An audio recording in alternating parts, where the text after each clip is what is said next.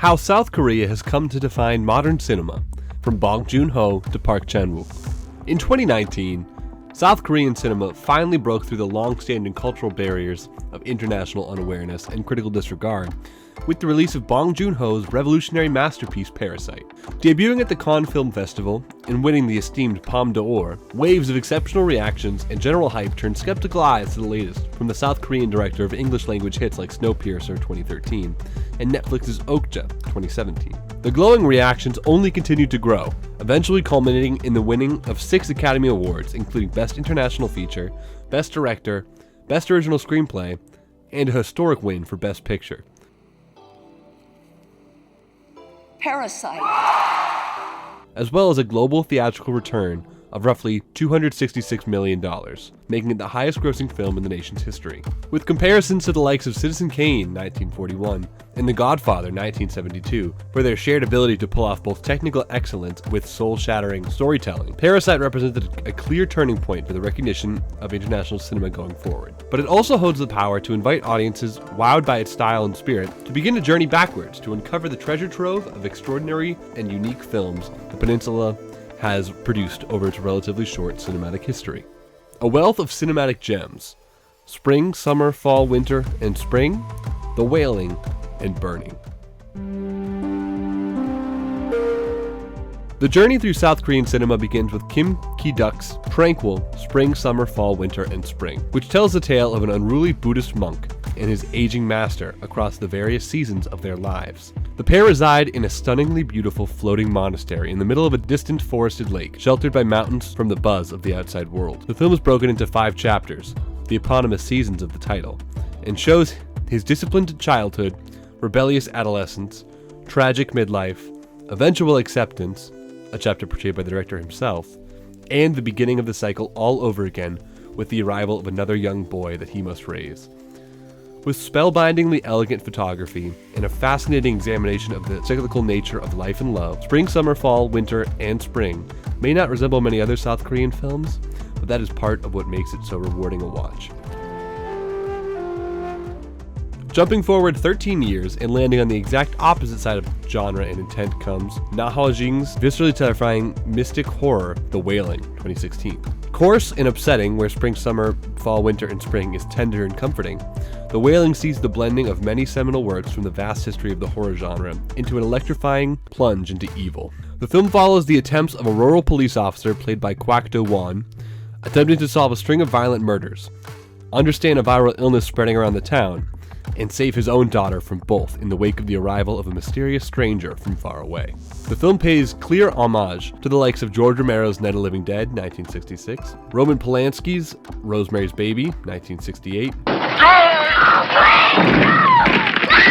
William Friedkin's The Exorcist, 1973, and John Carpenter's The Thing, 1982, taking inspiration from all and blending them together into an expansive odyssey through small-town xenophobia and the mystical world of angels and demons. 1 year after The Wailing, Chang-dong released his ambiguous psychological mystery thriller, Burning, 2017. The film was adapted from the short story by Hakuri Murakami, Barn Burning, from Elephant Vanishes, and starred Yoo In, Jin Jong-seok, and Walking Dead alum and Academy Award nominee and star of Minari 2020, Steven Yeun. It tells the story of a directionless delivery man played by Yoo, who runs into Jun, a childhood friend on the verge of an emotional breakdown. Striking up a relationship, Jun's Shin Hae-mi embarks on a sudden trip abroad, and when she returns, she brings along with her Yoon's mysterious band, who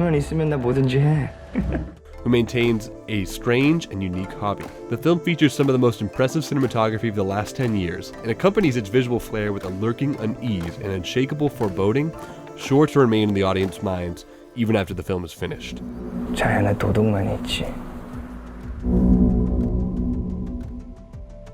The pitch-black provocateur, Park Chan-wook, Joint Security Area, Old Boy, and The Handmaiden, Few filmmakers have been able to carve out as large a place for themselves amongst modern audiences while creating consistently perverse and prickly content as South Korean director Park Chan-wook. After too little seen and underfunded directorial ventures, Park exploded onto the international scene with his 2000 political thriller, Joint Security Area. Easily his most mainstream and accessible work. The film centers on an international investigation surrounding a deadly shooting at the heavily militarized border between North and South Korea near the DMZ, Joint Security Area, served as a telling metaphor for the rapidly regressing relationship between the two conjoined nations, using the vessels of a North Korean sergeant played by a young Song Kang-ho and South Korean sergeant played by Lee Byung-hun as symbols for their nations and the potential they may once have shared to exist as equals rather than enemies. Arguably the best known work of director Park Chan-wook came 3 years later in the form of the unhinged action mystery Old Boy. Originating from a Japanese manga, the film retained much of the erratic pacing and outlandish story beats from the comic, setting them against the high-rise skyline of South Korea. The second installment in Park's unofficially titled Vengeance trilogy, alongside Sympathy for Mr. Vengeance 2002 and Lady Vengeance 2005, the film follows a seemingly random abduction of Oh Dae-soo, played absolutely unhinged by the exceptional Choi Min-sik, and his 15-year imprisonment in a strange cell. Upon his unexpected release, Oh Dae-soo sets out on a warpath to hunt down those who are responsible for his captivity, and to find out the reason why. The story is chock full of plentiful pulp, brutal action, and mind-bending twists, sure to leave most audience members with the most satisfying of grimaces. When he was president of the jury at the 2004 Cannes Film Festival, Quentin Tarantino, an avid fan and vocal supporter, lobbied for the film to win the Palme d'Or. While it ultimately lost out to Michael Moore's Fahrenheit 9/11, it did take home the second best prize, the Grand Prix. While later trying his hand at an English-language feature with 2013's Stoker, starring Nicole Kidman, Park would find his greatest success since Old Boy in the masterful erotic thriller The Handmaiden 2016. The film is set during Japanese colonial rule and follows 3 separate viewpoints on the same story from the perspective of its various central characters. It is in part the story of a con job turned romance between a sheepish handmaiden, played by Kim Tae-ri, and her mistress, portrayed by Kim Min-hee. But as the story unfolds, so too do the various deceptions and alliances that complicate the narrative, often purposely uproot the audience's understanding. The film is easily Park's largest in scale, and offers the viewer several different emotional journeys across its runtime, sure to lead to confused bewilderment and shouts of joy. The modern master of cinema, Bong Joon-ho. Memories of Murder, Mother, and Parasite. Not one name has been more associated with the cinema of South Korea than the aforementioned Bong Joon-ho. After graduating from the Korean Academy of Film Arts and compiling a few short stints on various film productions, Bong premiered his first feature film, an offbeat satire about neighborly dog napping, Barking Dogs Never Bite. While far from a success domestically, the film earned enough for Bong to begin work on his far grander sophomore venture, Memories of Murder, 2003. The film was adapted from a 1996 stage play by Kim Kwang-rim entitled Come to See Me by Bong and Seafog 2013 director Shim Sung-bo, proving a much louder release and growing in estimation to become held as one of the best films of the 2000s by the end of the decade. The film was based partially on the actual investigation of South Korea's first serial murders and follows 2 detectives portrayed by frequent Bong contributor Song Kang-ho and Kim Sang-kyung, who become obsessed with solving the seemingly unsolvable, featuring blisteringly effective direction, stunning cinematography of the Korean farmlands, 그렇게 못해서 어떡해, 형사가. 뭐 사람을 그렇게 못 알아봐서 어떡해. and an intricately effective screenplay. Memories of Murder set Bong on the path to becoming a filmmaking superstar.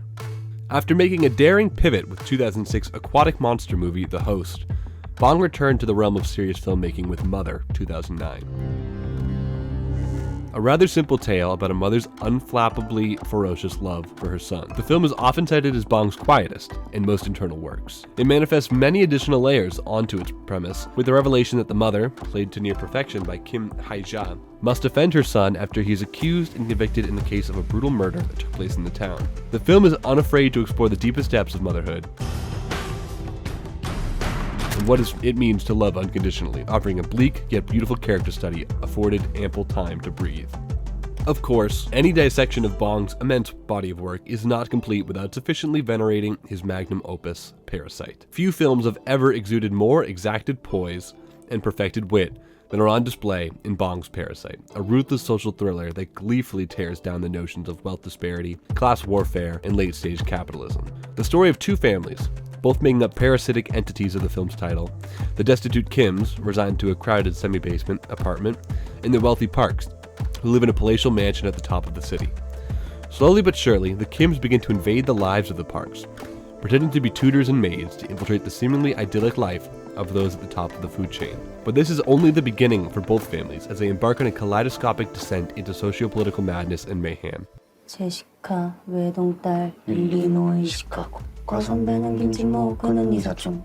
The actors portraying the Kims instantly weaseled their way into audiences' hearts as lovable lieges, particularly Song Kang-ho's patriarch Ki-duk and Park So-dam's daughter, Ki-jung. Altogether, the film represented something far larger than itself, putting its ear to the pulse of many millions struggling under the weight of class immobility, and has grown stronger as a cultural touchstone for the harsh realities of the 21st century in the year and a half since its release. As Bong soulfully expressed in his acceptance speech at the Golden Globes, once you overcome the 1-inch tall barrier of subtitles, you will be introduced to so many more amazing films. Never was that more true than in exploring the director's own filmography, as well as embarking on a road trip through the exceptional cinema of South Korea.